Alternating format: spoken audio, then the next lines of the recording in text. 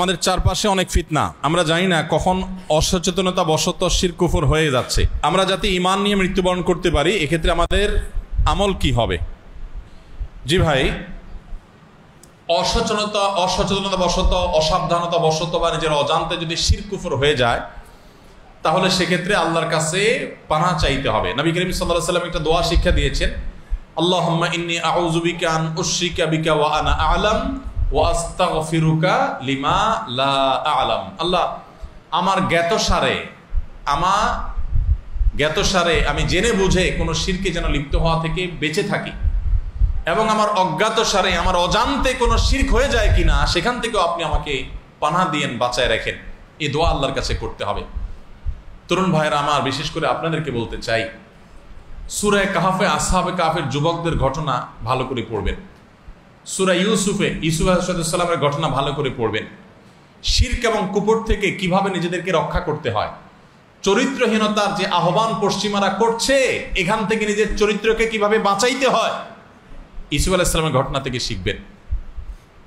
মনে রাখবেন, খুব বেশি তরুণের দরকার নাই, অল্প কিছু তরুণ যদি ঈমান আমলকে বাঁচায় রাখতে পারে, শিরক মুক্ত জীবন ধরে রাখতে পারে, নিজের চরিত্রটাকে হেফাজত করে রাখতে পারে, এরাই ইনশাআল্লাহ গোটা সমাজের পট একবার পরিবর্তন করবে।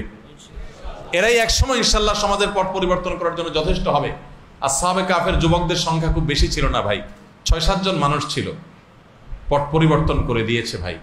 অতএব যুবকরা মনে রাখবেন, আমি সবসময় বলি, চরিত্র নষ্ট করা এটার জন্য যোগ্যতা লাগে না। হারাম রিলেশন করলেন, অবৈধ সম্পর্ক করলেন, জেনা ব্যভিচারে লিপ্ত হলেন, এগুলোর জন্য যোগ্যতা লাগে না। এগুলো গরু ছাগলও পারে, অযোগ্য মানুষ, অথর্ব মানুষও পারে।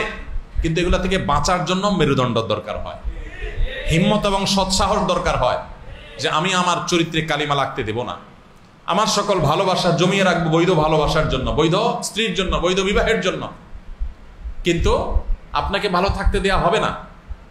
আপনাকে নাটক দেখিয়ে, সিনেমা দেখিয়ে, নোবেল পড়িয়ে, উপন্যাস পড়িয়ে, আপনাকে বই পুস্তকের মাধ্যমে, স্বাস্থ্য সুরক্ষার নামে, নানা নামে, আপনাকে গ্রুপ ওয়ার্কের নামে, গ্রুপ অ্যাসাইনমেন্ট করার নামে, বিভিন্ন নামে আপনাদেরকে শেষ করে ফেলা হবে। এখন দেখবেন যে আমাদের শিক্ষা বিভাগে কর্মকর্তাদের মূল মাথা ব্যথাই হলো যে ছেলে মেয়েদেরকে একসাথে কাজ করতে দাও, একসাথে পড়াইতে দাও। আলাদা কেন হবে? আলাদা করতে দিবে না। বুঝে আসছে কথা? একসাথে করে ফেলার এক প্রচেষ্টা। একসাথে করলে কি লাভ হবে, কি ফায়দা হবে, একসাথে করলে কি কল্যাণটা হবে আর কি অকল্যাণ হবে, সেটা আমাদের চোখের সামনে। তো যাই হোক, এগুলো থেকে বেঁচে থাকা, শিরক কুফর থেকে এবং চরিত্রহীনতা থেকে বেঁচে থাকা, এটা হলো আমাদের জন্য সবচেয়ে বড় চ্যালেঞ্জিং বিষয়। এই জন্য সেই চ্যালেঞ্জটা আমাদেরকে নিতে হবে। তো এই ধরনের শিরক কুফর নিজের অজান্তে হয়ে গেছে কিনা এরকম মনে হলে আমরা আল্লাহর কাছে ওই যে দোয়া পড়বো, আর বেশি বেশি কালিমাতুশ শাহাদা পাঠ করব, ঘন ঘন ঈমানকে নবায়ন করবো। আশহাদু আল্লা ইলাহা ইল্লাল্লাহ ওয়া আশহাদু আন্না মুহাম্মাদুর রাসূলুল্লাহ। নবী করিম সাল্লাল্লাহু আলাইহি সাল্লাম বলেছেন, জাদ্দিদু ঈমানাকুম। ক্বালু কাইফা নুজাদ্দিদু ঈমানানা ইয়া রাসূলুল্লাহ? ক্বাল আকসিরু মিন কওলি লা ইলাহা ইল্লাল্লাহ।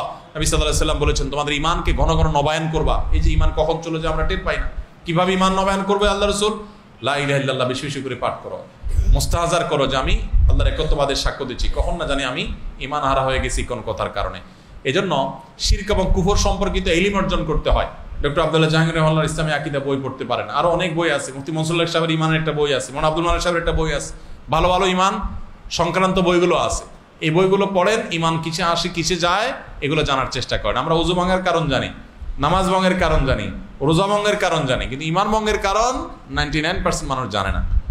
ঈমান ভঙ্গের 2টা কারণ বলতে বললে অনেকে বলতে পারবেন না। অথচ শিরকে, বড় শিরকে লিপ্ত হলে ঈমান ভাঙে, বড় কুফরিতে লিপ্ত হলে ঈমান ভাঙে। ঈমান ভাঙার আরো বহু কারণ আছে। আল্লাহ তাআলা আমাদের সবাইকে এগুলো জানার তৌফিক দান করে। এগুলো জানলে আমরা বেঁচে থাকতে পারবো।